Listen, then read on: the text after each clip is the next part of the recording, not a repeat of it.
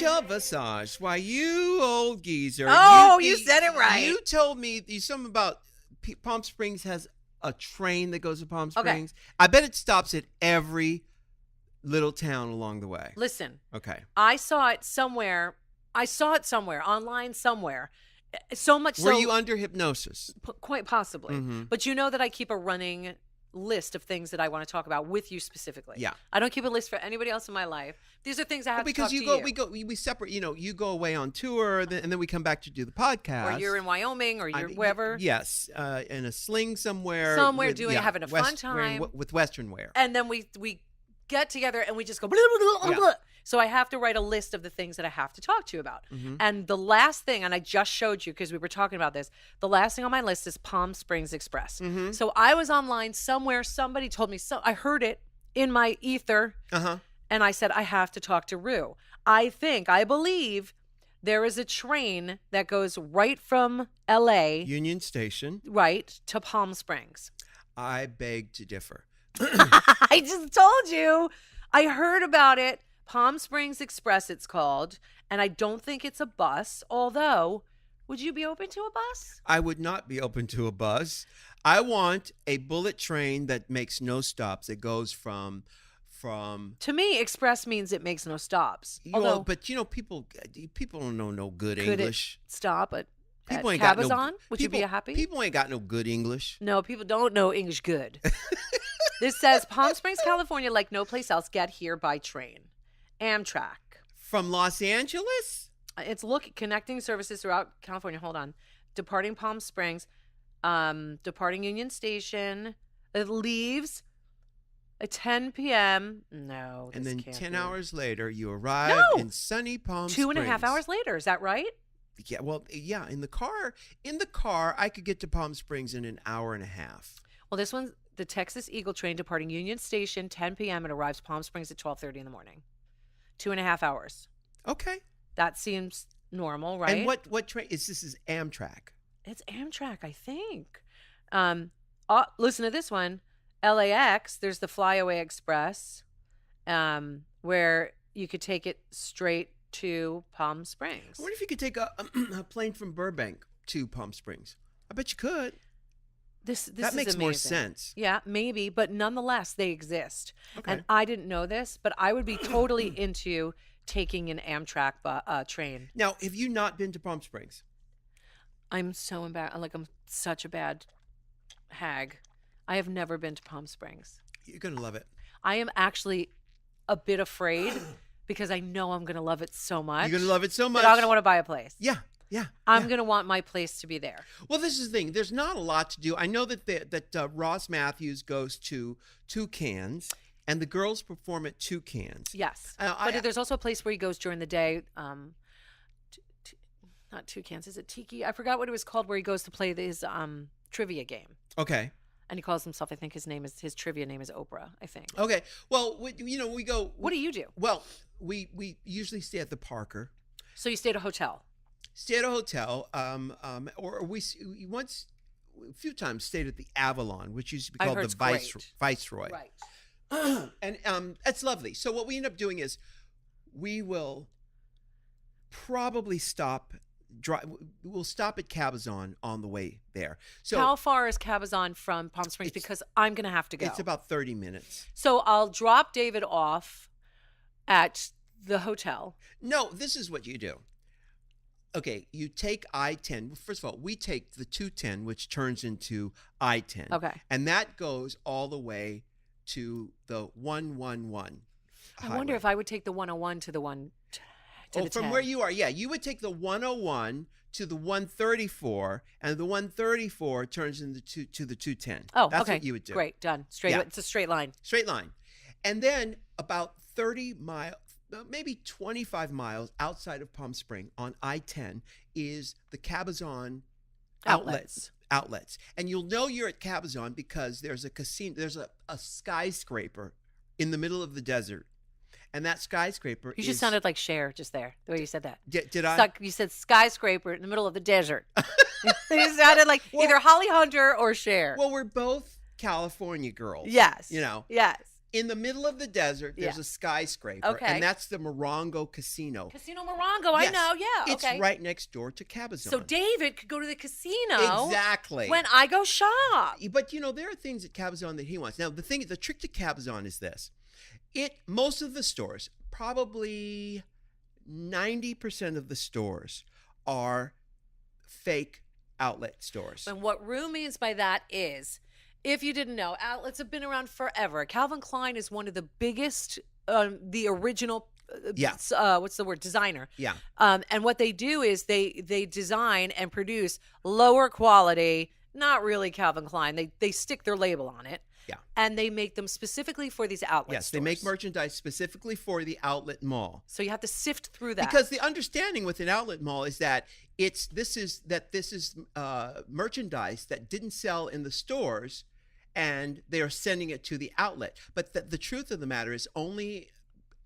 10% is that true? That's true. Where Does it that was make like, sense? Yeah. So what you're saying is 10% of the stuff that was sold in a flagship store that's actually Calvin Klein Couture would be sent to the outlets because it didn't sell in the stores. But you never find that in the Calvin Klein store. You find that you can find it at Gucci, Saint Laurent, the Prada store, the Alexander McQueen store, the Ferragamo store, the higher the end. Etro store is all. You've loved Etro for years. I've loved Etro for years, and so those are the stores that I go to. But because I'm not going to go to that mall to get something that was made specifically for an outlet mall, I'm going to Cabazon to get things, high-end things that they've marked down way low. Correct. And the people that frequent this place don't really know that they make things specifically for the outlets. They just think they're buying, and I'm using Calvin Klein as an example because that was one of the originals. Another one was Bass. Remember Bass? Yeah, vaguely, yes. Yeah, that was another brand.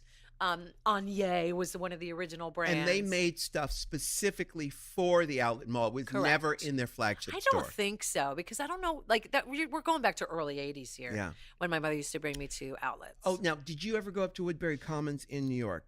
Bitch, do you know me? Have we ever gone together? No, we haven't. But we talked about it.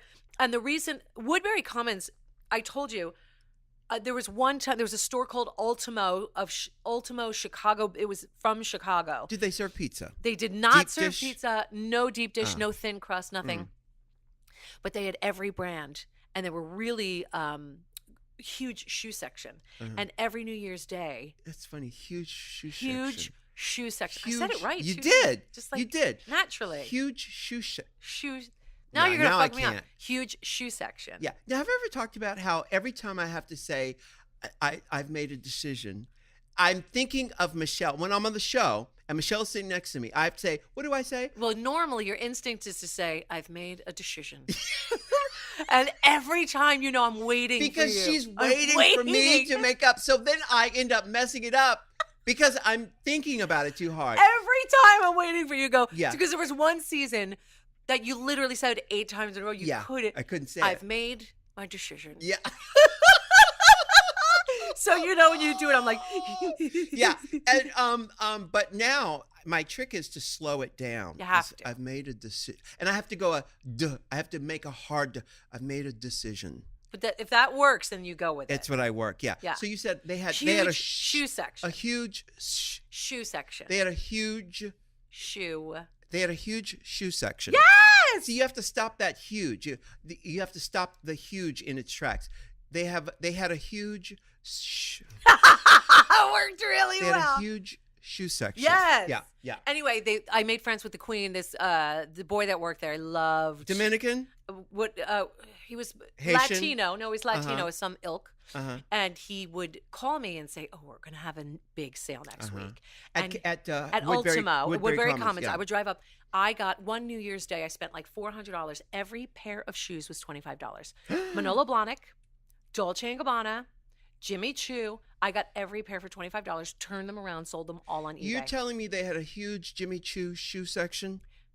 They had all those brands. Huge Jimmy Choo shoe section. And I got them all. So the point was that I would go for that. So there are those places. You drive all the way up there. I would drive. Because it's an hour and... It's an hour plus. Yeah. Hour 15, hour 20 from Harriman, New York City. Harriman, New York. Exit 16 off the thruway. Yeah, I think it's exit 16. Yeah, And also, it's huge now. Oh, massive. It's beyond. They were like one of the first ones. I was living back in New York when I did the Mix 102.7 station, where the first one that would open at midnight on Black Friday on Thanksgiving and would stay open all night. Okay. And they had a store there called JM Originals that had all the stuff I would dress my little girls in. Frilly, fun, poofy. That and they hated. I'm sure, well, they couldn't say. That's the last time I was able to dress Yeah, them. well, they were basically indentured slaves at that point. Duh. Yeah. They fucked my body up. Might as well get something out of it. Yeah. Yes, I'm gonna blame them. It's 18 years later. So I would go and spend, the whole store would be 70% off. So you get, you know what I mean? Wow. Yeah. So that stuff does exist. And I think the whole point of us talking about this in outlet, not just Cabazon, in all outlets with designer stores, if you know what you're looking for Yes. and you know the product, you'll know what's real and what's made for an outlet. That's right. You know, and people ask me about this all the time. I go shopping all the time, and a lot of times I don't buy anything. Same. I need to see what's happening. I need to see the trends, not just trends in fashion, but what's in the store, what the price is now. Yes. So that if I'm on the fence about something, I can go and pick it up later when it's on sale, Yes. and I know it's real. I get a rush. You know, you always talk about the payoff of things. Yeah. I have an addiction to shopping because for me, it's not just shopping because I'm not loaded. I don't have the money. I get a really big rush when I find something that I know how much it is and I'm getting a major deal. Yeah. I get an actual kick pack, whatever the payoff is. I get an emotional payoff for finding something for a fucking steal, which is why my friends and people that know me know that if I have something, especially a pair of glasses, that's an obsession, whatever it is, they know I didn't pay full price for that shit. Right. So when you see me wearing Gucci glasses that were $1,100, I can guarantee I didn't spend more than $3. Things like that. You know what I mean? No, it makes me feel good too. And I have so many clothes. I don't need to buy something at original price. No. Unless it is unless I know I'll never see it again. Which can happen. Especially with limited edition pieces like shoes, glasses, handbags. Like I covet that there's a Louis Vuitton line with all the artists on the bags. Yeah. I covet them. They're gorgeous. I won't Do you have buy many of them? I don't have any. Just because the only place to find them now is in the stores full price. Right. I don't have any, but they're gorgeous. That Da Vinci one with the Mona Lisa, like it's gorgeous. There's a lot of beautiful ones. And there's Gucci bags that you see that come out that are just like, holy shit. Well, you know, I've gotten a lot of Gucci bags at Cabazon. The outlet? Yeah. They have for good prices. Yes, Okay. Great prices. I told you when we were at Woodbury Commons the last time, they had sales like 90% off. Yes. We put a hurtin' on that place. But that's the place you want to put a hurtin' on. Sorry, but not on Fifth Avenue. It just, yes, there's a difference to be able to say, I got it. It just came out. This is the latest bag. It comes out this week and I have it first. Right. But really at the end of the day, who cares? Nobody cares. I'll wait 3 months and have something that was last season to get it for 90% off. Yeah. Do you know what I mean? So you drive out to Palm Springs, you stop at Cabazon. On the way. Which is where the skyscraper is. Okay. And then you load up your car and you drive on to Palm Springs. And obviously, if you with your family, I'm gonna sneeze. You rent a house or you take an Airbnb. Do we do a hotel or do we do an Airbnb? You know, if it's just the two of you, you could do a hotel. I would do a 4 of us though. A 4 of you. Yeah. Aren't the kids in college? Aren't they getting married and stuff? I know this is shocking, but they like to do things with their mom and dad. I don't believe you. I swear.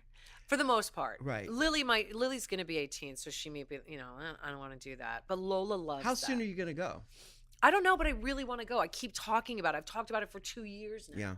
Yeah. And every time I go, something else. Well, the thing to do, there's not a lot to do. I mean, we bring the bikes out there, and early in the morning, we ride all over town on our bicycles. Yeah. So we check in the hotel. There's bring good the bikes. restaurants. Yeah, I guess. See, Oh, you know what? The Parker, actually, the food at the Parker used to be bad. Now it's really good. Is it? The food at the Parker is very good. See, that's David's concern. So a part of me feels like, and I told him you don't have to go because I feel like I want to do gay things with my gay friends. Go to play, like go with Ross and go to the Toucans and go to play don't trivia. People just sort of bother you a lot? Don't people sort of tag on your shirt and go, "Hey, selfie time, Yeah, but I have no problem cookie saying time, no. cookie time"? No, I love people, and I will talk, I will hug, I will meet, and I will greet. Yeah. But I feel like in certain situations, like if you're waiting outside of a hotel, I feel like I have the ability to say no, but come meet me at the venue when I'm together. Yeah. And not just woke up from a nap, and I'll gladly take a picture. I feel like there is a time where you can say. I was at the Bev yes or Center no. last weekend, and I had a bunch of bags, and they're doing construction there, so the escalators were broken. So the elevators were the only way back down to the parking garage, and there was tons of people waiting on the elevators, to come. And this guy comes over and says, "Oh, can I take a selfie?" I said, "Thank you, sweetheart, but I just can't right now." But I thought about it later, and I may have said this to you before, but if you're going to ask me if you want a picture, you got to learn to stroke the shaft a little bit. Correct. But I think that's necessary. And the younger generation, and not just the younger generation, I think people in general, because we've become such an instant gratification society, forget about doing things like introducing themselves first. Right. Introduce yourself first. Yeah. And, I'll come over and say, "Oh, Ru, your show is amazing. Yep. I love you. Yep. Thank you for all the work that you've done. Would you mind?" No, I don't mind at all. Cool. Thank you so much. I'm so thankful that you stroke the shaft a little bit. Correct. Because they just run up and go, "Selfie!" Yeah, it's like, and there's a look of kind of craziness. And again, I am the person to say, get out of the fucking car, go take a picture with them. They can't afford a ticket. I'm all about that. Sure. But I think they're like, if you're mid-bite of food, right. I think it's kind of nicer to say, "If you don't mind, later when you're done eating, I don't want to bother you." Exactly. And then you say, "Absolutely, thank you for respecting." Yes. Or when I roll out of bed, like I have looked heinous coming off of airplanes, sick. I wear a mask, like I'm a mess, and I'll have people run up and just say, "Selfie," and I'll go, "Hold on, What do you hold mean on." wear a mask? You mean like I wear a SARS mask on the airplane. Okay, good for you. Because I get sick. Do you know about SARS? You know what the SARS mask? Did you know they don't protect you from germs? They protect Me other from spreading people from you. Correct. Did you know that, producer? Yeah. When you wear a disposable surgical mask or your own personal, it protects other people from you. Correct. And I was sick coming home from South America. So I wore it 14 hours. I wore it 7 hours and 6 hours. That's 13. But I would wear it for that reason as well. But at the same time, the only way they work vice versa is with a HEPA filter. So I have one with a HEPA thingy on it. So Right. I'm that girl. So my point is, if I just slept for 13 hours and I just rolled off a plane, I'll literally, and they'll be like, "Guys, I'm sorry." If they're too young to come to the venue, I will literally go outside the venue and meet them there. At least I'm together. I don't smell like I brushed my teeth. You know what I mean? Yeah, I get it. But I do understand. I do want to defend them on the other side and say they're thinking this is their only moment. Yeah. They see you at the elevator in the Bev Center. When are they going to see? Well, but then you better learn how to stroke the shaft. Correct. Because I'm not studying your Facebook or your Instagram, Right. and I'm a human being, Correct. and It dehumanizes the whole it does. thing. So It does. you heard the PSA here first. I have no problem with it. Ru has no problem with it. But just be a human first. Introduce yourself. Tell us what you love. How do you know us? Right. I love what you do. I love your show. You're funny. Well, because honestly, when they just go straight to selfie, it means, oh, you actually see me as a thing. You don't see me as a human, They don't which care. gives me Correct. carte blanche to say no thanks. Correct. Yeah. And I think that's not pompous. I think that's legit. Yeah, of course it is. And I think that's fair. So I also think of that often if when I tell you, I'm like, find John Hamm and bring him back to me. Like I'm using him as a play. Oh my God, we haven't talked about the Vanity Fair party. And we're going to take a break. We didn't? No. Did we do that today, Did producer? we talk about the Vanity Fair party? Oh, we did. Yeah, we did, but, okay. but there might be more you have to tell me. All right. Well, we'll see. We're going to take a break, and then we'll be right back after Okay. this. I want to talk about style. Some of us have it, some of us don't. And just because you have a sense of style or don't have one doesn't mean that you can't get a little help. Yeah. You always get a little help. You better and there's believe no it. time like the present to discover the style you never had. And you can with a little help from Stitch Fix. Our friends at Stitch Fix, they have reimagined the way that we find and buy clothes. It's so convenient, you guys. Stitch Fix understands that life gets busy, so all you do is tell them your sizes, your favorite type of clothes, and how much you want to spend, and your personal stylist will pick out clothing for you based on your preferences. Oh, stunning, stunning. You could try it before buying it. If an item doesn't fit or you just don't like it, no worries. Just send it back free of charge. Just answer some basic questions about your sizes, your favorite styles, your budget, right from your laptop, smartphone, or tablet. And your personal stylist then springs into action, hand-selecting 5 brand new clothing items just for you. Now, listen, I know, personal stylist sounds like it's bougie or something only the rich and famous can afford, but you can too. Stitch Fix's styling fee is only $25, which is actually waived if you keep all 5 items. And since your personal stylist uses only your preferences to pick your clothes, you're still in complete control. And once your items arrive, you try them on, you only pay for what you keep. You don't like something, you need another size, send the items back, no questions asked. Shipping is always free both ways. It's totally customizable. Now get your fix whenever you want or sign up to receive scheduled shipments. The choice is yours. Now we love Stitch Fix and we know you will too. So hurry to stitchfix.com right now. Don't forget your offer code RU and get started now. Keep all 5 items in your box and you're going to get 25% off your entire purchase. Stitchfix.com/RU. That's stitchfix.com/RU.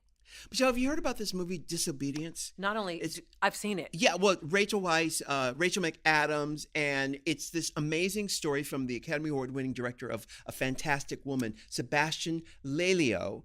It is just brilliant. Listen, now, you know what it's about, right? Yes, it's about verboten love. Verboten love. Verboten love in the Hasidic community. That's why, because we don't get to see inside that community. No, not at all. And there's a reason for it. And Rachel Weisz and Rachel McAdams play it really, really well. And they're childhood friends, and their lives go in different directions. And you soon find out that they have an illicit relationship, and they had to separate because of said illicit relationship. Yes, and therein lies Disobedience. Dun, dun, dun. Yes, it starts this Friday, April 27th. Go and see Disobedience. You won't regret it.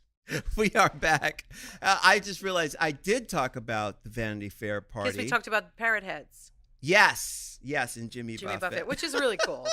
I don't think that'll ever get old. No, that was. I'm trying to think anything else happened there. It's just such a weird. Was it weird for you to see all these people?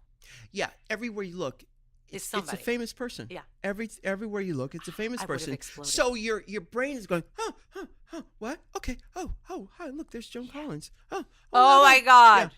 At one point, I was talking to someone. Did you see Joan Collins? And I in the corner of my eye, I saw Joan Collins on the couch, and I said, note to self. I don't want to see that. No, note to self, go over there and say hello to Joan Collins. But I was in the middle of a conversation with someone because you're talking to someone, but of course, in your peripheral vision, you go, oh, look, there's some. And you're trying not to be rude and do that Hollywood thing.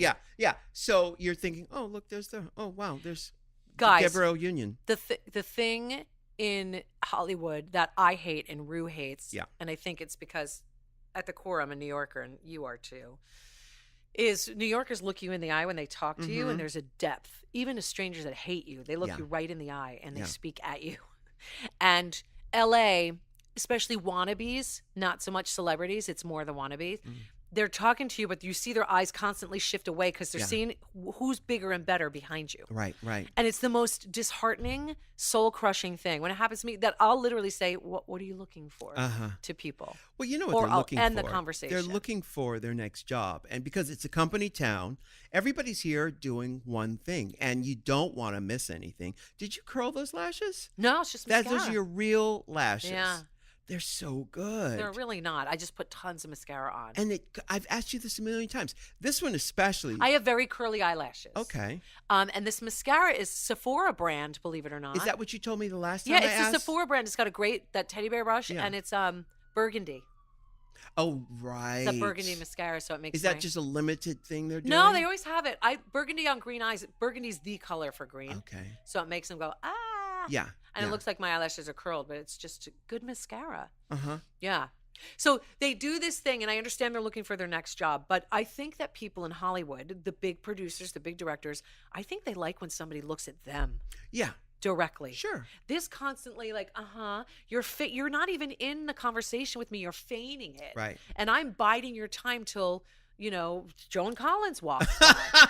Joan Collins ain't going to give you a job, bitch. Right. But if she's going to get you a really good story to tell. She'll get a really good Instagram picture with the most likes you've ever had. Yeah, exactly. True. No, it was interesting.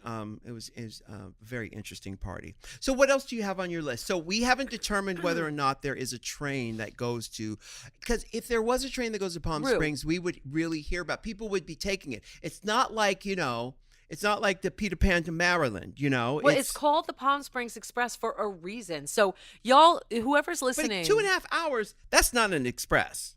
What is it then? Well, it's going to be stopping. Okay, if you drove, it would take an hour. If you drove from with no traffic from West Hollywood, an hour and a half with no traffic. And that's when I usually leave the house at either, 5 in the morning, 6 o'clock in the morning. Cabazon opens at 10. I'm usually the first one in the store as they open up.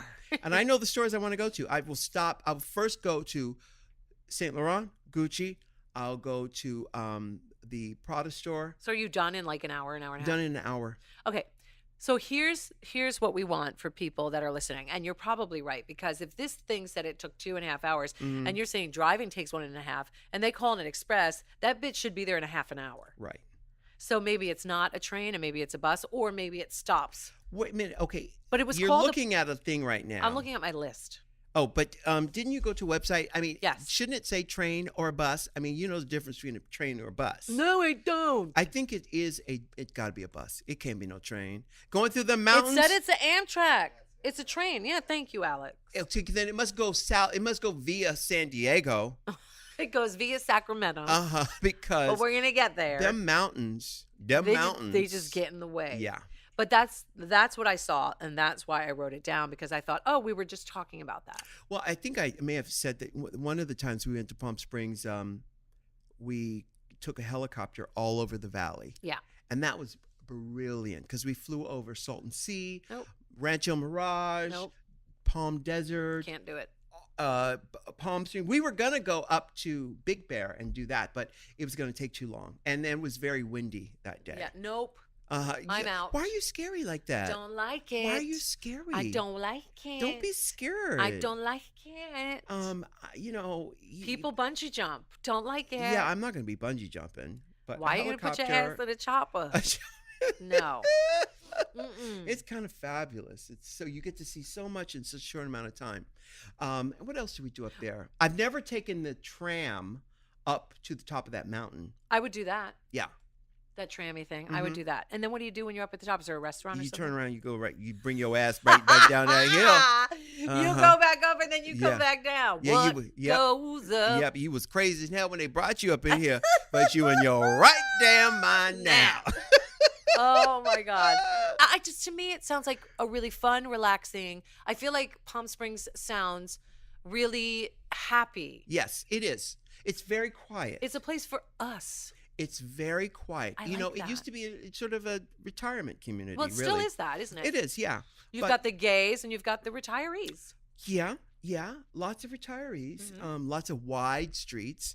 And, if you rent a house, though, or if you're at the hotel, you're at the pool, and you're doing that kind of thing. And if you rent a house, which is what I think you would do, you would have a barbecue, you'd cook, and you'd have people over. David's just concerned that it's going to be too hot in the summer. It's in the summer, it is brutal. Okay. That's why when we brought the bikes out there and rode around in the morning, like at 4:30, 5 o'clock in the morning. The morning, that's still the night before. Yeah. Well, we would ride around with the lights on the bike and everything and have breakfast at Elmer's. George can get up at your hours too? He can do it. Yeah. Dear but Lord. By the time we get back to the hotel, say at 7:30, it's motherfucking 110 degrees. Yeah. See, that's what David can't deal with. Yeah. I don't mind it if I'm going to sit out. Is that because he's from Chicago? Probably from Chicago. They don't like the heat. Yeah. He just doesn't like it too hot. I love the heat. I love it. Yeah. I mean, there's enough is enough, but if you're sitting by a pool and you can just dip in, get out, read the book under the umbrella. Yeah. I love that. Yeah. And then go to trivia night and then go see a drag show or a dinner theater. Ooh. Like, I'm in. Yeah. That's what I want to do. Well, now they have that new hotel called the Rowan. It just opened about 3 months ago, and it's right on the Strip, and it's luxury hotel. It's called the Rowan. They have a few new hotels. I didn't even know there was a Strip. See, I don't even know anything. Yeah, well, he likes this steakhouse called I want to call it BJ's, but it's not. Of course you do. It's called something like that. Mm-hmm. Let's just call it BJ's. Okay. It's right on the strip. Called Fellacio's. Uh-huh. He's Italian. Yeah. Uh-huh. What else do you do there? You know, between you and Ross and Carson, I can figure out how to plan a really fun. You know, one of the things. On a Sunday we will go to open houses. They have an area called the Old Movie Colony. They have another area called Las Palmas, and then Old Las Palmas. Las Palmas is where all those big movie stars used to live, and the Old Movie Colony. Oh, let me give you this. It was called the Movie Colony because the contract players at MGM and all the big studios in the 30s and 20s or whatever had deals where they could not leave a 100-mile radius. And the Movie Colony was just inside the radius that their contract allowed them. Oh my God! To so all the movie stars would go there. Yes. And who lives there now? Well, no one lives there now. Meaning not celebrity, but like, is that a place that you would go to stay? Well, these houses are private homes. Oh, okay. There's not like hotels. But you know what? Who has the most beautiful home? I've been around the world. The most beautiful home I've ever seen is Martyn Lawrence Bullard. If you've ever met him. Never met him, but his designs, I follow Yeah. him. Yeah. It's a dream to have him design even one room. His taste level is off the charts. Beyond. Yeah. I've known him for. And his aesthetic is just classy enough and just tacky enough. It's like a combination. He's fabulous. Yeah. He's fabulous. I've known him for well over 20 years. Suzanne Summers still have a place out there too? She's been trying to unload it for years. Has she? Yeah, I think they've lowered the price again. I think it's $14 million. She has a compound. Thing is that it's a house. It looks like it was built in the 20s. Oh, it's giant. But no, it's not. The doorways are small because people have gotten bigger. Correct. So it feels cramped. It feels. I think it's probably a tear down, but no one's buying it because it's too much money. It's too for much a tear money, down. and it's old, and it's very specific. So no, she's got a huge garden there. Yeah. Walkway, pathway, all that stuff because that's very her. But do a lot of celebs still have big places like that? I'm sure they do, but who's a celebrity anymore? In my day, Shirley Hemphill is a celebrity. She was, but it's hard for me to think of people. Shirley from What's Happening. It's hard for me to think of today's stars as like big stars. No, but I'm thinking about stars like Dinah Shore, darling. That's what I'm talking about. Cary Grant, like Suzanne Summers and Cher, and do all them those kind of big names that we know. They used to. Is it still a celebrity hangout? I don't think so. No, I don't think so. Yeah. We went to open house once, and the house we looked at was Sidney Sheldon's old house. Oh, no way! He's the writer who wrote lots of those salacious movies, romance books, and he did movies like his books turned into movies. movies. I was going to say the movies were based on the like book. Bloodline. He was actually the creator or a writer of I Dream of Jeannie. Sidney Sheldon. Yes, true. Yes. Yeah. Great show. One of but the best. Back then, all the stars had those homes there. But you can go to open houses, and of course. But anyway, back to Martyn Lawrence Bullard's house. Okay, I actually looked down on it from the helicopter when we flew over, and he's invited us to stay there over and over again. I feel the house is so beautiful. It's like a museum. I wouldn't want to. It is so stunning. It's stunning. You could see pictures of it. It is. Yeah, you could see online, pictures of it in Architectural Digest. Yeah. But the house it's the pool surrounds the house. So when you look at the house from the outside, all you see is, a wall and a door. But inside, it's like a Turkish or Moroccan home where it's all open air surrounding this pool. It is so beautiful. So go to Architectural Digest. What you dream of? Martyn Lawrence Bullard. And his Martyn is spelled with a Y. Of course. So he's fantastic. Anyway. So where would you say to me, okay, because I know there's different sections. Yeah. And between Theron, Ross, Carson, and they're all telling me different sections. Fenton has a house there. Where's the perfect place for David and I, area-wise, to stay the first time? I would stay in the movie colony. Movie colony. Especially if you're going to do... Are there hotels there? There are no hotels there, but if you're going to do an Airbnb or rent a house. And if we were to get a hotel... If I were you, I would go to the Parker first, just because the experience of there, it really captures what Palm Springs is all about. Oh, I love that. Okay, It's done. very chic. Done. Very chic, and they have bungalows. I don't know if they have 2-bedroom bungalows, but bungalows that have a patio where we keep the bikes and fireplace and all that stuff. Oh, that sounds like so much fun. But yeah, I love it. I think that's a great plan because I've been talking about it forever. Thing is, we kind of have to go now because you have to go in the winter. Well, we once rented a mobile home and drove down to Salton Sea, which is about maybe it's 30 miles beyond Palm Springs. Sounds stupid, but is Palm Springs south or north of us? Palm Springs is east of Los Angeles. Oh, okay. So you take the 10 freeway leaves Los Angeles. It goes all the way to El Paso, Texas. The 10. But that's south. Yeah. Well, it goes east and then it goes down south. Okay. And then it continues. Actually, so it takes you just straight out. Yeah, it takes you straight out. And the 10. Palm Springs is off of the 10. You have to go a little bit south on the 111 to go to Palm Springs. Off the 210. Off the 10. But if I'm going to take the 134 to the 210, the 210 to the 10 to the 111? Yes, exactly. The 210. Now that we just bored everybody with our numbers. This is the thing. The 210 takes you to 10. To the 10. Oh, I see how you did that. Yeah, 210 takes you to 10. I can't wait to finally go and report back with all my stories. Oh, you're going to love it. They're going to love you. I know I'm going to love it. It's like Vegas without the gambling, although there is a casino there. Yeah, and is the only Casino Morongo? No, actually, there's one. There used to be the Riviera. Like in town? Yeah. I think the Hard Rock Cafe has a casino also. Hard Rocks usually do. Yeah. They're usually hotels and casinos. Yeah. Oh, okay. Yeah. Well, that's our vacation planned out. There you go. You did Maui for me, and now we're going to do this. Yeah. So we have special guest coming up, and I know how to say his name because I've practiced this. Okay. It's Kumail Nanjiani. Oh, my God. From The Big Sick, which is a fabulous movie, and his wife, who's also the co-writer of the film, Emily V. Gordon, and she lived the life. She's the girl in the movie. Yes. It's a true story. Such a good film, and it's so good. You know who's brilliant in that? We're going to go to break.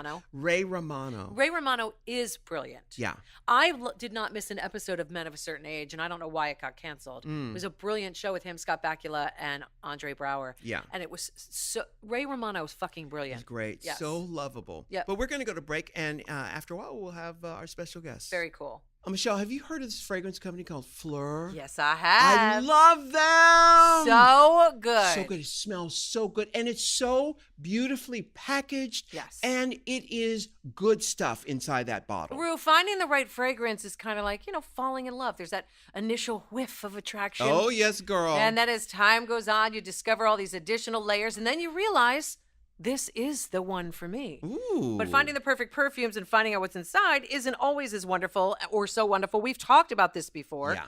That's why we're here to tell you about a company who's bringing the feeling back into fragrance, and they are called Fleur. That's right, baby. Fleur. Fleur creates expertly crafted, sustainably produced perfumes without the bad stuff, sold at an honest price. Now, it's a revolutionary way of discovering and experience fragrance. It's the art of the scent, Rue. Fleur is inspired by real moments, created by experts, and made to enhance your everyday life. It's good for you and the earth, and a lot of people don't realize you're spraying all that over-the-counter crap in the air. It's not really good for the environment. That's right. And think of what it does to your lungs, that's going inside your body. And your skin. Exactly. This is good stuff. It's good for you. It's good for the earth. No questionable ingredients and eco-conscious packaging.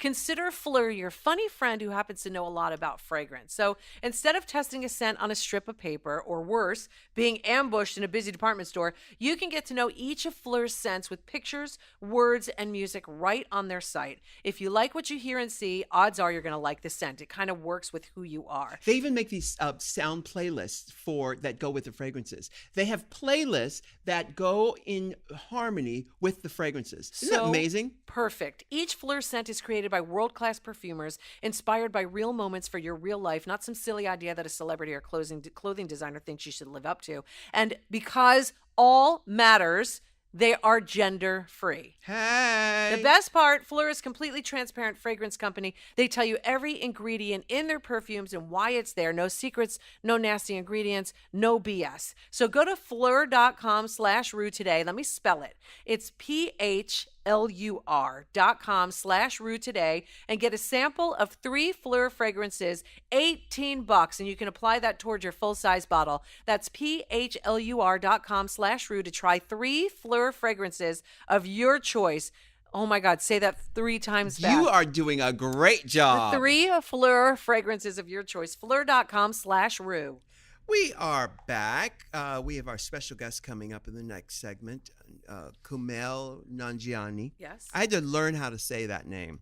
Well, it's not an easy one. Not an easy one. But and Emily V. Gordon, his wife, who was a writer of the movie The Big Sick. What a lovely couple. What a lovely couple. You know, I worked with the director of that movie. His name is Michael Showalter on Grace and Frankie. Yeah, right. He directed the movie, and he also directed. Did you ever see My Name Is Doris? Yeah. You saw it on an airplane. Yeah, it did. So you watch your own movies on the airplane, or you watch the ones they provide? I have some downloaded on my Netflix account just in case, and then I watch the ones that they provide. But this past time, when I went to Brazil, on the way back, I watched. First time in Brazil? First time, yeah. And I loved it. The people were lovely. But the And the men's. Oh, girl, don't get me started. Wait till you see what I got brewing for season 11, bitch. If this comes through, I think it is going to come through. If it's going to come through, yeah, I think so. He's 6'6" and he's Brazilian, bitch. 6'6". 6'6". This is your dream. This is it. Oh my God. Perfect teeth. What? Perfect body. It ends here. You're going to be. I'm done. Oh my God. Can I get married again? Yeah. Well. Girl, I'm telling you. Okay, so I watched a movie called Mother. Yes, saw it. With Jennifer Lawrence. Saw it. Hated it. That was so stupid. Yeah. It's 2 different movies, isn't it? One had nothing to do with the other. Yeah. 2 different movies. It starts out doing. I love Jennifer Lawrence. You and either that's love her where or I hate saw. her. You know who had the. You know what? Yes. Did you clock it in there? Oh, the facelift. Yes. No, but I saw it after we talked. And then it made complete sense. Yeah. But it went. First of all, Javier Bardem is a brilliant actor. He's fantastic. He is so commanding. Yeah. I love him. I find him extremely hot. Yeah. Every time you see him, it's like, damn. Yeah. But this movie was so fucking frightening in so many ways. But it was so weird because it started out as that one thing and ended up, what? Where am I going with this? First of all, it's 2 different movies. And then it doesn't seem to have, look, and I'm no slouch in the symbolism department. I couldn't find the symbolism. I couldn't understand. They were trying to force the symbolism. Couldn't understand what he was, the director, Darren Aronofsky. Yeah. I couldn't figure out what he was trying to say. I don't think he knew what he was trying to say. Well, they tried to say it. I think I hear what you're saying, but I think what they tried to do was force it on us by saying, no. What did you get? What did you get from it? I didn't get anything from it. That was the problem. But what I did see was what they were doing in saying, we belong to them type of, that was the storyline in it. It was like, you mean as stars, like celebrities correct. belong the celebrities to the belong fans. to the people. Yeah. And if you let them in too much, they're going to take too That's much. the second half of the movie. Correct. The first half is But then you're the thinking, baby thing. Well, the first half you're thinking it's Rosemary's Baby. Correct, which I would have loved. Yeah. But then where they went with it was just like, you know what I'm saying?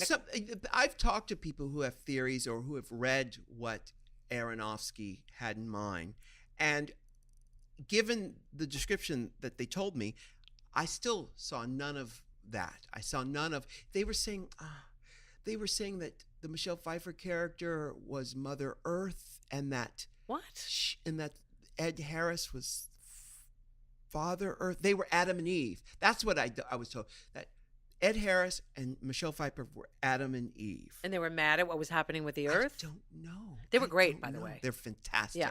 I mean, the cast on paper, the director on paper. Although Jennifer Lawrence, after a while, she was hitting the same beats. Correct. And it got really boring. Believe it or not, I love her, and she was the weakest of the group. I love her, too. It wasn't a good You show put for her. her in there with them, motherfuckers, you're going to have to step your pussy up and then some. Yeah. And the character, unfortunately, was a dumbed down character. The character spent the whole movie going, what? Yeah. What is happening? She was being Nancy Kerrigan. Yeah. Why me? Correct. And it was like, no. Yeah. So that. Did you finish it? I finished. I watched the whole thing. Yeah. On the airplane. Big Finish. Yeah, Big Finish. Well, I'm kind of out of things to watch. I've seen everything on the airplane, so I did watch that. I watched West Side Story again. But what Did you see Atomic Blonde? Of course, I saw that in the movies, which I hated. But the music was worth every minute of it. What about the modeling, though? And the fashions. Yeah, and the lesbian scene. And the lesbian scene was one hot. of the best. I think it's the best lesbian scene I've ever seen. Because it seemed like real. She was. You want to talk about stepping your pussy out? Yeah. She knew how to push it in and break it off. I was ready. Yeah, she knew how to stick it in and break it off. I'll be next, please. Yeah. So I watched that. I'm going to recommend a movie that nobody talked about. Don't even remember being in the theater. I loved every minute of it. Now remember, I love horror movies. Okay. It's a movie called Hush. Did you see it? The one from 1998? I don't think so. No, it's recent. Because what's her name? King Kong won the Academy Award. The blonde girl Naomi Watts? No, won the Academy. Fay Ray? No, it's won the Academy Award for Everybody's All American, and she also won the Academy Award for Tootsie. Dustin Hoffman. No, blonde. Feud. Terry Garr. Feud. Jessica Lange. Jessica Lange.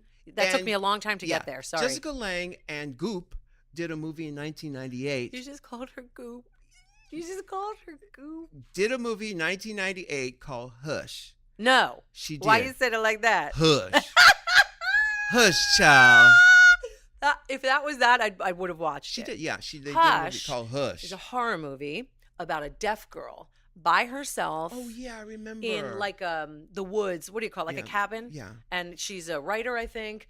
And it is so good. It is so good. There's a new one that's coming out with John Krasinski and his wife Emily Blunt that I thought was like a deaf family, but it's more about if they hear them speak, they will be killed. That looks good too. Don't say a word, I think that's called, or something like I don't know. But Hush. Is it called Shut Your Damn Mouth? Shut Your Damn Mouth. Hush. Hush. Hush, child. Hush, child. Said Hush was our producer said Hush was actually made by Mike Flanagan, who got a start as an editor on Drag Race. Wait a minute, Mike Flanagan, and he didn't offer me a part in Hush? There's only one girl. I could have been the child. There's one girl and the killer. I could have played a child. You ain't gonna play no child. Who Flanagan? Mike Flanagan. Mike Flanagan was an editor on Drag Race. No, Mike Flanagan, RuPaul and I are saying that we will be in your next horror movie. I want to be in Hush 2. Hush 2. The Hearing Years. It is so good. Hush is one of the best movies that I've seen in a while. Really? Yeah. See, I've told you this. I cannot put no more horror into my brain. But you used to love it. I used to drop acid and watch horror films with my friends. Yeah. But I just don't want to see. Funny, we left Mother. David and I talked to him about it. Mother goes, "That's the movie you want to watch high." Yeah, well, maybe you get some meaning out of it. And I don't like to diss movies. I really don't, because it takes a lot of effort to make even a bad movie. It takes a lot of effort. And you could listen. We're respecting the actors and we're respecting the director. Sure, yeah. It's the script went a little wrong for me. And I'm sure he would. Apparently, he was devastated after the reception he got from Mother. All right, she got slammed. Jennifer Lawrence took the heat on that one. Did she? Yeah, they're calling it a stink bomb for her. Yeah. But they're not forgetting that there are 3 legendary award-winning actors that are in this movie with her. Yeah. You know. Did you watch Murder on the Orient Express? I did. Did we not talk about that? I don't know. I just fell in love with Kevin Branagh. It was not bad. It was great. Well, but it's bad if you've seen the original. You can't compare them. You can't compare them. That original, which is the director Sidney Lumet directed it. Who's one of the most brilliant directors of all time. Then it's one of the best movies. It is. I thought this was a fantastic job. It was fun. It wasn't because it's Agatha Christie and it's a mystery, blah blah blah. But the thing is, the original, when they reveal what happened, it's so emotional. It's so emotional. When they reveal the killer, what happened? It's so emotional because someone breaks because of their love for. I don't want to give anything away. No, don't. But, I was thinking I need to watch. Did you watch the new one? I did. I saw the new one. Did you enjoy it? I did enjoy it. Yeah, I thought it was but fun. Because I have the old one in my mind, and I love the old one so much. I think Ingrid Bergman won another Oscar. Somebody won an Oscar for that. Yeah, because the original has Lauren Bacall, Albert Finney, Ingrid Bergman. Can you see who won the Oscar for Murder on the Orient Express? Yeah. John Krasinski's new movie is called A Quiet Place. That one looks amazing. Did you see their movie? Did you see Girl on a Train? Speaking of trains. I loved that. Yeah, Emily it was Blunt. good. I loved that. And I saw that on the airplane, but that was amazing. Yeah. But I implore you to watch Hush because it's that good. And Murder on the Orient Express, I loved. Judi Dench can do anything. Yeah. And I will watch it. And listen, again, another movie with Michelle Pfeiffer, who is just exquisite in everything she does. I don't understand why she doesn't have an Oscar. I think she's coming back. Because she's been away for a long time. Her kids are now in college. That's so what it is. She can do it. Who won the Oscar? And by the way, she looks gorgeous. She does. And she's aging gracefully. He texted you. Who won the Oscar for Murder on the Orient Express? Ingrid Bergman? On the Orient Express was not texted by Alex he says it was Ingrid Bergman. And she, do you know she had 3 Oscars? I did Ingrid Bergman had 3 Oscars. I didn't know that, but I should have known that. Yeah. 3 Oscars.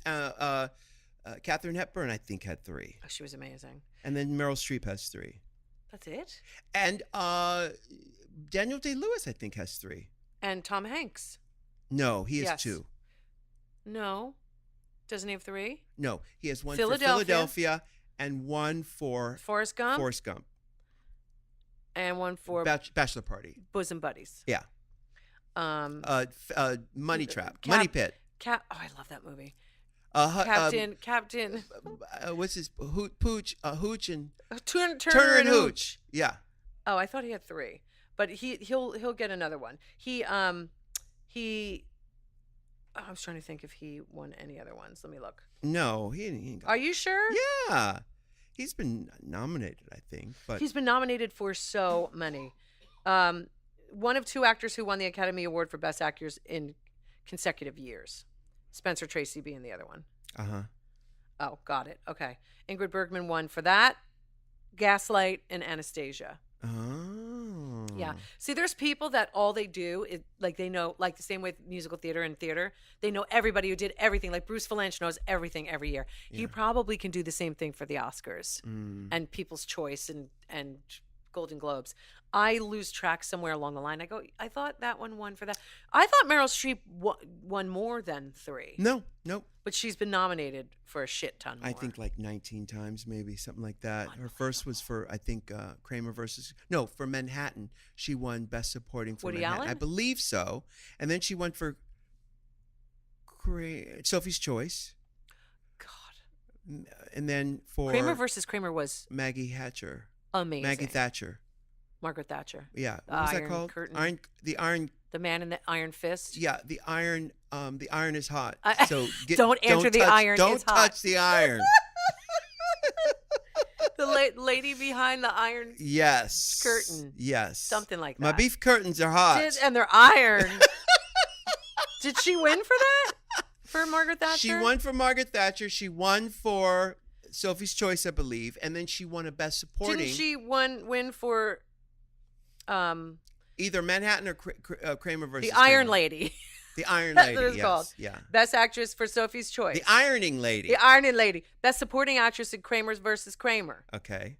And then the nominees go on and on. Yeah. The Post, Florence Foster Jenkins. Oh, I love that movie. Into the Woods, August Osage County, which is one of my favorites. Yeah. Julie and Julia, Doubt, The Devil Wears Prada, Adaptation, Music of the Heart, Evil... This woman is unstoppable. But do you ever feel her like the way you could feel like Geraldine Page? It's different. It's different. Meryl Streep has Kramer versus Kramer. I never saw it. Oh, you must see that movie.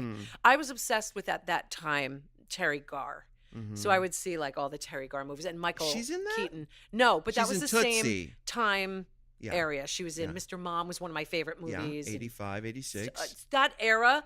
And so I never really got into Meryl Streep. I got into Terry Garr. And then I got into Meryl Streep later, and I realized, oh, they're very different. To me, they were the same type of thing. And I was like, who's Out of Africa? Or That's her. Yeah. Didn't she? Meryl I Streep. thought she got... I'm sure she was nominated. Yeah, she's just amazing if you're going to learn from anybody. All right, so we're going to take a break. When we come back, we will have Kumail Nanjiani and Emily V. Gordon from the Big Sick, big movie, huge hit and fabulous movie. So we'll talk all about that when we come back. Michelle, there's a film out now called Disobedience. It actually starts on Friday in New York and LA. It is an amazing film by Academy Award-winning director of A Fantastic Woman. Stars Rachel Weisz and Rachel McAdams. They're childhood friends in a strict Orthodox Jewish community who ignite a little passion. Girl, this is more than just passion. Yes, honey. It's basically broke back of the Hasidic community. What did you say? But it's with women. Yeah, wow. And we get to see another side. Yeah. And it's actually really beautiful and really touching. And that's not meant to be a pun. They have a beautiful relationship as like best friends growing up. Yeah. And they realize their friendship is more than that kind of love. Yeah, and this is a story that really needs to be told. You know, Rachel Weisz and Rachel McAdams are Ronit and Esty, childhood friends, and it's just amazing because they reunite in New York. Now, this film starts actually this Friday, April 27th, in New York and Los Angeles, coming to an additional select theaters throughout May. You got to see this. This is an important movie. It is important. It's lovely to see the female side of things because we always get the male side. Yeah. And it's actually really touching and beautiful because they struggle within a very religious community to deal with true love, and this true love is very taboo. It's taboo in the real world, let alone imagine out, in a strict religious upbringing. That's right. It's actually really beautifully done, beautifully directed, and a really important film, just like Ru said. Disobedience is out in New York and LA starting this Friday, April 27th, coming to additional select theaters throughout May. Please go see it. It's called Disobedience. Our special guests are here. Now, everybody knows about this movie, The Big Sick. Yes. It is the hit sensation of the century. Nobody knew that this movie was going to blow up the way it did. I wonder if they did. I don't think they did. Well, they're here. We get to ask them.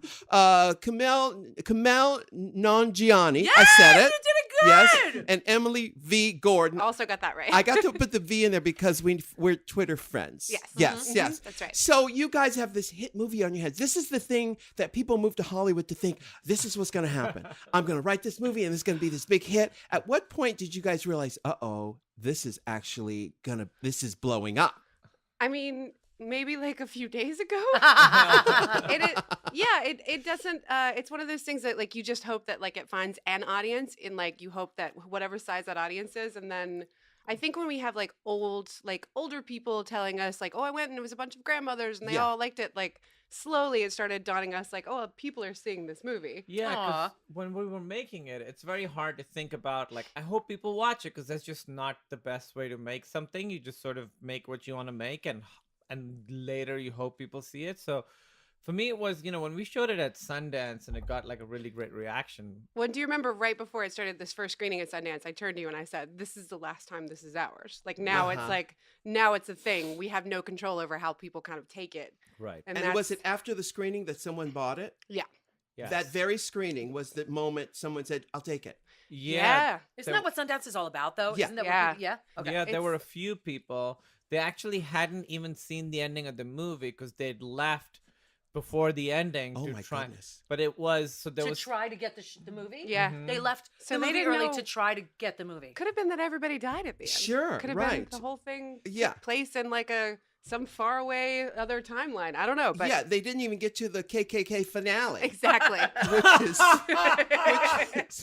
which Very was timely. Very timely. I was going to say they didn't even Yeah. get to see that it took place in the World Trade Center on 9/11. oh, I didn't. my god. Well, there's It's a movie that happened. okay. Remember that Robert It's a Pattinson big, joined? big tonal shift at the end. Our movie really it goes there. Right. But okay, so when you're negotiating this deal, okay, come on, you guys, you knew the movie was a hit when it started making so much friggin' money. That's when you know it's a hit. Yeah, I think like right after that first screening, they were like, this is what the producers had told us. They were like, we have an after party and we'll know how good it is by who shows up to the after party. Really? Because there's like, all the different companies that want to buy it. Sure. They're like, if they show up, he said, this person, if they show up, that means that we're in a good place. Uh-huh. And so when they were all there, I was like, okay, I think we're going to Yeah. be good. And Yeah. then I stopped worrying. You guys went with Lionsgate? Is that who did the movie? Amazon and With- Lionsgate. Yeah. Yeah, they Partnership. double Yeah. teamed. They you. double teamed Yeah. us. Okay. We were happy to receive. Yeah, we had a foursome with them. I'm surprised to see that it's already available. Well, when this comes on the air, it will, but for people, we're not going to pretend this. We're actually recording this right now. In what month and date is it now? Do you guys know? September. 27th. It's September Yeah, something. September, Well, by the time this comes out, it'll be next summer, or who knows, and who cares? But it's already. It was a hit of the summer, and it's already on demand. How soon did that happen? It happened like fairly recently, but it's still in theaters in some places. And I'm like, once a movie goes on like that, you can watch it at home. Why would you go to a theater? So we're hoping people. I know why. Oh, Michelle knows why. Popcorn. Oh, okay. That would be it. Popcorn. Yeah. It changes the experience. I love going to a movie theater. You and I have talked about this on the podcast. Yep. We both love popcorn, but I like the experience of getting out of my own environment. Distractions. I think it's good. Yeah. Yeah. It's better you're not looking at your phone. Yeah. Right. Yeah. But do you still have to go with your parole officer? Well, that's, They just wait gonna be outside, negotiated. right? Yeah, just wait outside. Just I'll two bring rows you, behind. They're Yeah. 2 rows behind. some distance. I'll that's bring all. you some corn. Don't Yeah. worry. Corn. Yeah, who eats corn at a movie theater? Corn. Just like, but that's interesting because it used to be movies would leave theater, they would be nowhere for a while, Yes. then they come out on DVD Right. or VHS or whatever. Yeah. And now, like Wonder Woman came out on demand before us. Spider-Man just came out, so Wow. they really like push it out pretty Well, quickly. That's how now. you make that money because the movie's still hot and people still want to see it. And people like me, I can't go to the movie theater because I don't want to be around the corn because I'll make a fool out of myself with a bucket of corn. We make love to the corn. Yeah. Yeah. And so I won't go, but so I will see it at home. Now I just want to ask about all the people from your past who have contacted you now that you guys are it in Hollywood. And I'm sure you guys been in the game for a long time. You know how amazing and important it is to be where you are right now. Nod your heads. You understand how rare that is. Yes, Yes, it's absolutely. You want to be very grateful and present and just understand that it is, it's tough. It's a lot of people are trying. It's difficult to be here. And to be able to We go feel through it very together. lucky. To do Yeah. it together. As a married couple. It's been helpful. Yeah. Yeah. I think we would have both died if it was individual. Yeah. Yeah. We feel very lucky, and luck is actually a huge part of it. I mean, we liked the movie we made, and we worked really, really hard on it. But to get to the point where somebody wants to produce it, and then to be able to get the money for it, and to That's be the thing able you to realize, get the cast, making movies is so hard that I just am happy that anyone's ever able to make a movie. I don't like judge movies at all anymore. I'm like, good for you. You got it together. You put it out there. Yeah, Maybe even a it's not small my movie favorite. like Transformers 5. Oh, you those know? The little guys.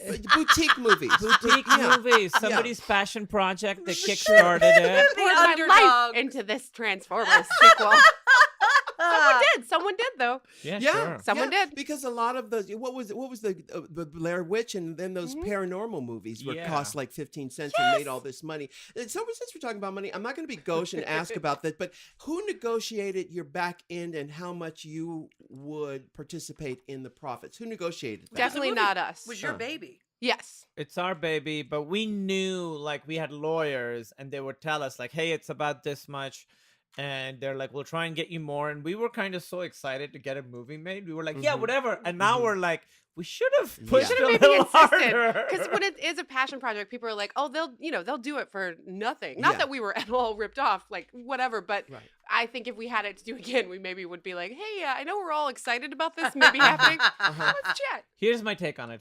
Here's how I make it okay. It's like, I feel like we didn't take the risk. The people who put up the money, Sure. the producers, they're the ones who took the risk. We just got to live our dreams. So the ones who took the actual risk should be the Making the bank. ones to reap the financial benefits. They took a risk making a movie about a Muslim guy and a girl in a coma. I mean, that's not an easy Yeah, sell. but you wrote it. Yeah, based It's on your our lives. story. So I know you guys are in high demand. How soon will the next movie come out, and how far into development are you with the next movie? We're not very We're far. not. Yeah, both separately and together, we're kind of just like trying to figure out what we're gonna do next. It's very tough Yeah. because you work. It took us, between us first trying to make the movie and it coming out was almost exactly 5 years. Oh my goodness! Yeah. So it's a big chunk of your life, 5 years, and then when that's sort of done, it's sort of it was my whole life for 5 years. Yeah. And now that it's out, it's like, okay, so now we have to think about the next Yeah. thing. You have empty nest Mhm. syndrome. Yeah. We really kind of Yeah. do. Yeah. We Yeah. We really were like do. trying to like take on hobbies and like, let's, Let's knit. yeah, let's start cooking or something. Well, part of it is also you try and go back to your life a little bit because, you know, it's 5 years weren't all intense, but the last 2 were. And I remember we were walking around our neighborhood like a couple weeks ago, and I was like, I used to do this all the time. Yeah. I haven't done it in so long. Yeah. Well, but you have both have been in show business for a long time. You know that when the fire is hot, you gotta strike it. Yeah. And Yeah. there are sacrifices you have to make. you Yeah. know? Yeah. And you both worked during those 5 years. You still worked on your other stuff. Yes. How did you maintain your sanity? Well, for a long time, it wasn't that time intensive. It was just like weekends. And that made it good that we were like married and doing it because then it was like, hey, on Saturday afternoon, we don't have anything going on. Let's work on the movie for a little bit. Mhm. And then after a while, it is hard to preserve any sense of like a life. We would just have to like set up rules around like, oh, tonight we're gonna go do this and we're not gonna talk about the movie. Mhm. Oh, that's good. We tried. Yeah, or like we couldn't talk about the movie in bed. That's a So big it's one. hard. Uh-huh. But as Emily was saying, it sort of ramps up almost imperceptibly. So for the first, 2.5 years, it's like a hobby, and then it slowly gets... Part-time job, Yeah. Right. Yeah. full-time job. Yeah. and Oh then my it's- God. And then it's like, Oh my God, Yeah. it's every living moment of our life. Yeah. Yeah. So it just like ramps up so quickly. But then at the point where you're like, you get the funding or you want to try to get the funding, for me at least, I was kind of happy to just live in it that whole time. not so much. I No. was okay not taking breaks. I liked just thinking about the movie every second. It does Yeah. not work for me. No, you wanted more. I need like a break. separation church Diversion. and state. Yeah, Yeah. yeah. It's I was more of I'm more of a boundaries girl overall, but I was like, yeah, I can't have this be my whole life because I'll kind of lose it, and I want to like stay. I think what makes you good at any of us, what makes you good at what you do, you can't like jeopardize that by like turning it into like a machine too Sure. much. Yeah. Because Kumail was method. yeah, Well, it's just and how I'm you not are. saying it wasn't. We're both wrong and right. I I'm, think. I'm not saying it was right for me psychologically. Like it does stress me out Mm-hmm. and it messes me up, but it is my natural state. Is I get obsessed with things. Sure. And whether it be work or whatever it is, I get obsessed with it, and it's kind of all I can do. Emily can multitask really well. Emily will be working on like 3 or 4 different things at a time. Mars, Mhm. Venus. Mars, Yeah. Venus. Yeah. Yeah, I pick one thing, and then that's all I can think about. Right, right. Now, there have been other couples who are movie makers who've done it successfully.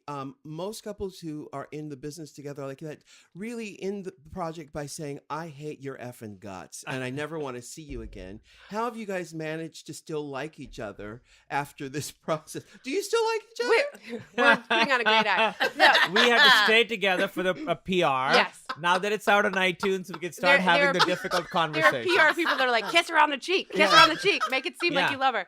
Yeah.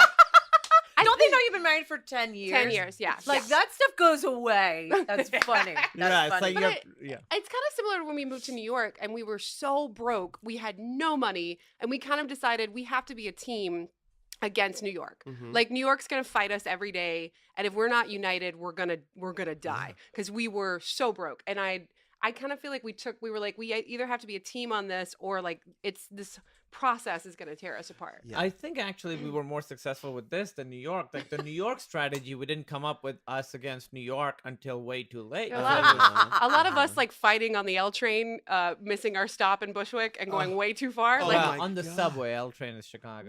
well, on the L line. Well, there's an L line. Thank you. Yeah. That's what we lived off of. What's past Bushwick? Exactly. It's more Hell. Bushwick. More Bushwick? Canarsie. No, it's Canarsie, Canarsie. right? Eventually, yeah. it's Canarsie. Yeah. Yeah. And y'all moved to New York from Chicago? From Chicago. Yeah. And Yeah. then you moved to Chicago from where? North Carolina and Iowa. I went to school in Iowa. What the Were you F? raised in Yeah. Iowa?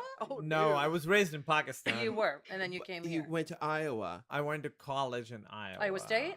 No, a small school called Grinnell. Very small school. Wow. Like a town of 9,000 people, a school of 1,200 people. Very small. I had no idea. Oh my goodness, that's outrageous. And you're from Fayetteville, North Carolina? Winston-Salem, actually. Yeah. Winston-Salem. Yeah, it's right. You in went the to the School of Performing Arts there? No, I didn't, but I was in a lot of student films there as a high schooler because I was a goth kid, so Uh-huh. I got to show up in a lot of student films. So I was there a lot, but I went to UNC Greensboro.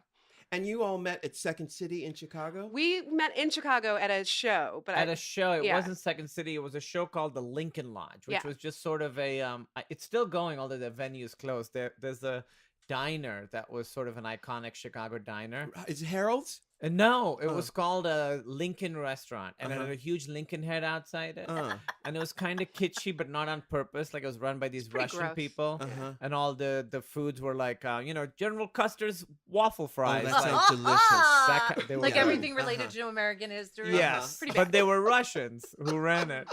And like Conan O'Brien did a little thing there. Uh-huh. But in the back, they used to have a comedy show every Friday night. So I was performing at the show, and I Emily heckled him. Emily heckled me at the Shut show. up. Very similar You to in the heckled movie. him. Did you say, show me your tits? Yeah, yeah. So You like, I heckled wanted him to because see. you were attracted to him. Well, I thought he was cute, and so I thought, I don't know, I don't heckle normally. I don't That's know what I what mean. came You don't over seem me. like a heckler. No, not at all. He just asked a question, and I gave a sarcastic yes Yeah. response. He's like, "Is anyone in the house from Pakistan?" I said, "Yes, sure." Why not? I thought it would be fun. She does not look like a Pakistani. Have you gone to Pakistan? No, I haven't been yet. No. Because you haven't been back since we've been I together. haven't been back in a long, Yeah. long Wow. time. But when someone heckles you and you're on stage, it actually helps break the ice. It sort of shakes you Yeah. out of your nervousness, and it gives you something to volley with. It can, but I didn't need the heckle that night. But It's still something we argue about I to am this very day. grateful that you heckled me. 'Cause none of this, None of this would we happen. wouldn't be here. We certainly wouldn't be here. That's right. That's right. It was serendipitous. Yeah. And so you guys hit it off in Chicago and said, okay, next stop. Let's have sex. Well, have sex. Yeah. And we're either going to go to Hollywood or we're going to go to New York. That's Yeah. Why right. did you choose New York? I'd always wanted to live in New York, and you wanted to pursue stand up full time. Yeah, when I'd visited, I was doing comedy. When I'd visited, I just liked New York better. And there's that thing of like, which I've learned is completely wrong, but people have this sense that like LA is soulless and shallow, and New York is full of life and energy. Mhm. And I love New York, but I really, really love living in LA now. But we moved to New York because we were like, New York feels like LA's like Hollywood. It's selling out. yeah, that yeah. But kind of you're right. LA is filled with soulless people, and New York does have the soul, 100%. But you have to be here because this is where we're. There's working. more Yeah, But money. you still yeah. find your people here. You have course. friends. You find- can, Yeah. But It ain't easy. You gotta drive to them. You drive to them, but also you find them on the set. I don't know people outside of the Huh. people I work with Yeah. anymore. Yeah, you that's know? true. That is true. You don't go to a bar and strike up a conversation with people. Certainly not. Right. Exactly. Yeah. And that's what New York has. Yeah, that's true. That is true. Although all of our friends in New York were just comedians also. Yeah. So it's like you kind of travel. Comedians always have like a built-in like community for themselves, which is both good and Although- bad. And you're so violent to each other too. Comics are so violent to each other. It can be very, which is what I learned from like the improv sketch scene, which is Second City and all that. That's more like community, work Build together, each other up. Yeah. collaborate. Mhm. Stand up is a little more vicious. It's Yeah. lone wolf. It's competitive, Mhm. but And women hating. Just saying. yeah, Just I mean, saying. when I was in Chicago, it certainly was like a boys' club, and Yep. it was a very locker room vibe, and it's very like aggro and very, very straight male. But when I moved to New York and started going to UCB, which is like their Mhm. improv theater thing, I just loved that world so much because it was a lot more collaborative, and I was like, oh, we can make stuff and not feel like I'm trying to defeat anyone. Like we could just Mhm. work together on it. Which is what's great about your show too. It's like it's obviously there's a competition aspect to it, but it's very supportive. Sure. I like that. Everyone feels like they're a fan of each other. Yeah. And you're right. Sometimes with stand up, it can feel a little like vicious in a way that's just not healthy. No, it's definitely a penis club. I have a few female comic friends. You can watch it. It's everywhere. It's documented. I've worked with male comics, as you know, Rue, Mhm, mhm. and a lot of them would say just would literally, legitimately say, chicks aren't funny. Well, Mm. female comics aren't funny, and we have our favorites. But Oh, I mean, God, it's yeah. a little ridiculous. I ran a stand-up show in LA for 6 years, and that was. I think I'm finding more and more ladies who book stand-up comedy, Great. and that I think helps I tremendously. love that. Yeah. Yeah. Yeah. Well, things are changing, and I think you guys are a part of it. There's a new wave, and I think even our show is a part of that. There's younger kids don't have a lot of the hang-ups that older people have. True. And I think that you're a part of it. I think our show Drag Race is a part of this new wave, and it helps. I think, the big thing that has been one of my challenges as an adult, or one of my projects with myself, and I've talked to her about this a lot, is, for guys, feeling your own emotions and being aware of your own body has not been traditionally valued. Guys can be angry, and that's the only acceptable anger. Sadness instead of being sad, just get angry. Even like joy, like you see sports fans, they're like excited, then they get angry. Yeah. So I think part of the new thing that younger artists and stuff and your show promotes is just feeling all the emotions. Yeah. And the body and mind aren't separate. They're one thing, and they're both just as important, know? So I think a lot of the stand-ups that I knew before my generation were all sort of angry comedians, and now there's a lot more people being a little more vulnerable on stage. Yeah. Have you guys heard of this documentary on Netflix called the Must You Live In? What's the thing that I've been tweeting about it? It's the Mask You Live In. Ooh, I like the Mask title. You Live In. And Gavin Newsom's wife, I can't remember her name. She's a filmmaker, and she made this film. Gavin Newsom is the Lieutenant Governor of California. She made this film, and it talks exactly about that, about the development of boys and girls, and how at one point boys are supposed to shut down their emotional evolution. They're expected to. And it explains why we're in the mess we're in today as a 100%. society, Oh my because boys are frustrated. They have all these emotions, but they're told shut them off, and that's why they go into the high school shootings, and they go into all of the repercussions of Becoming president. Exactly, all of that stuff. And it's such I worked as a therapist for adolescent boys, Really? mainly adolescent boys for years, and they have all of those emotions. And if you can get into them kind of in that formative stage, and that the best case scenario for them is they start like writing poetry, or they start like doing like art, or like if they can put those emotions into something, sometimes it's like that'll be enough. We have guys all the time that come up to us and go, I saw your movie. Don't tell anyone. I cried. Yeah. It's like, why Why are is you that? ashamed? Yeah. Wonderful. That's great. I wish more things would make you cry. It feels so great to cry. It feels so good to be able to feel a range of emotions.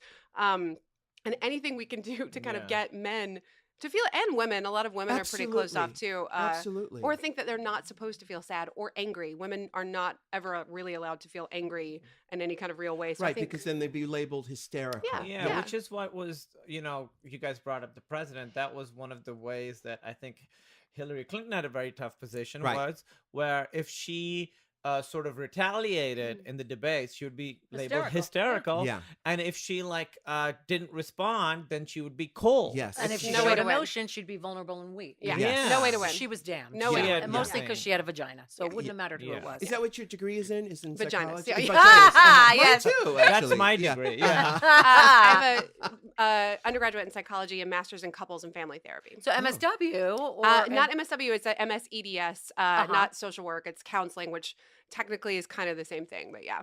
And how did your background in psychology help with writing the script for The Big Sick? Oh, so you feel like you have like a superpower. Other writers have this too, but like my job would be to talk to people, and based on what they were telling me and what they were doing, help figure out what was going on 3 layers underneath.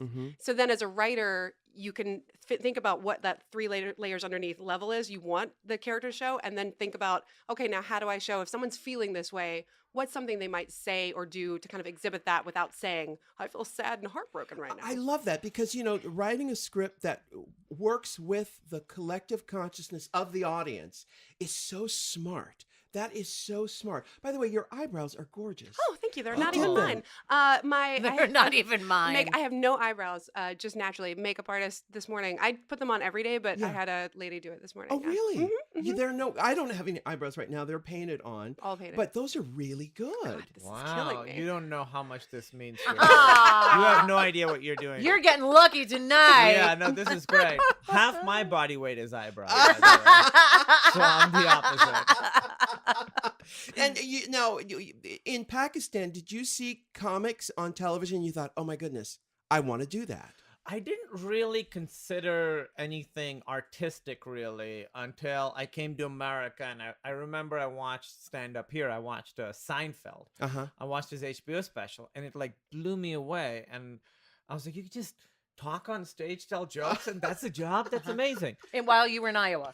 That's when I was in Iowa. And what was your degree in?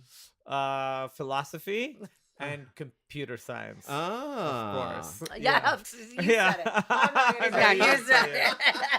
Yeah. I just was like throwing a lot of arrows at a lot of yeah. boards. Sure. I had no idea what I wanted, but I saw this and it was one of those, it was, I thought it was interesting. I forget who it was, but one of the queens said that someone in the audience said, I want to do drag. And they were like, don't do it. Only do it if you feel like you have to. You can't not do It it. has to feel like you have to do it. And that's how I felt about comedy. I was like, it just felt like I just didn't have a choice. And when you called home and said, Mom, Dad, I'm going to be a comic.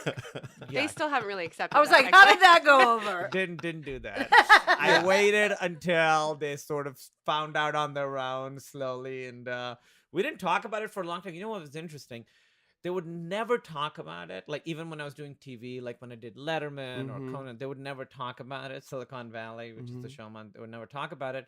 But every time I would visit, there'd be more like articles of me up. Press like, clippings that they'd framed. Yeah. Oh, Yeah. they're They just framed. not. They just Verbal. not verbal. Yeah. I love it. Listen, we got to get back to set. How if I could talk to them forever? I just love it. The movie is called The Big Sick. Emily Gordon and Kumail Nanjiani. Yay! Perfect. You should be so proud. So treated. You guys are a joy. I'm so happy for your success. It is fantastic because we all know, we've been in this business for a while. We know how many people whose dreams don't get to fruition. Absolutely. You Really know? talented people So all the time. many Yeah. talented people, but you guys have broken through and got mazel tov. Thank Fabulous. Until next time. Bye. Can I get an amen? Can I get an amen? If you can't love yourself, how in the hell you gonna love somebody else? Can I get an amen? And don't forget to Can I get subscribe an on amen? iTunes. If you can't love yourself, how in the hell you gonna love somebody else? Amen.